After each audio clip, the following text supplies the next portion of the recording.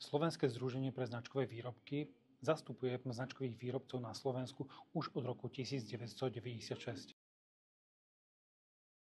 Teší nás, že máme medzi našimi členmi aj medzinárodných veľkých hráčov, ako aj spoločnosti, ktoré vyrábajú značkové výrobky na Slovensku a vyvážajú ich do celej Európy.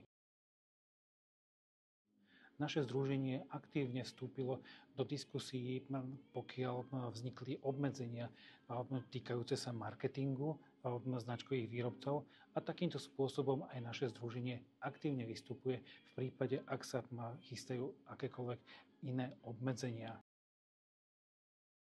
Budeme tu vždy, pokiaľ pôjde o otázku jednotného európskeho trhu, či pre výrobcov, ktorí sú v Európe, alebo pre slovenských výrobcov, ktorí sa snažia preraziť v rámci Európy.